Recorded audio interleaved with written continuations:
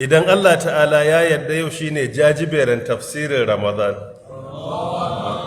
Gobe idan Allah ya kai mu shine darasi na ƙarshe, in Allah ya kai kwananmu, in Allah ya ba mu aron lokaci. Dare si 25 insha Allah mun kammala, kamar na iyaye mata mun riga mun rufe darasinsu wannan sati da ya gabata, weekend ranar Asabar mun rufe na iyaye mata. So na maza din, tare da cewa na matan maza na zuwa, na mazan mata na zuwa, amma dai ina magana waɗanda suke masallaci. Na hantsi mata ke shigowa, maza na waje. Na yammaci kuma maza ke shigowa, mata suna ɓangaren mata. So insha Allahu ta'ala yau shine jajibera. Bahaushe ya ce wai laifin daɗi. So kun ji daɗin kenan.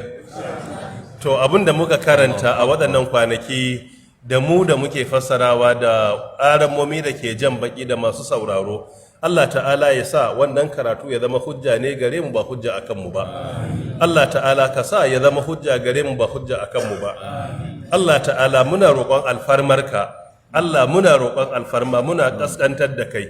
Waɗannan karatuttuka da muka yi, Allah ta'ala ya sa su zama dalilin tsira. Allah ta'ala kar ka ba da daman a kafa hujja da su a kanmu gobe kiyama ba mu yi aiki da shi ba.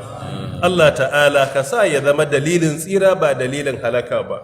Ƙur'anin nan Allah muna roƙonka, Allah ka sa ya cece mu gobe kiyama.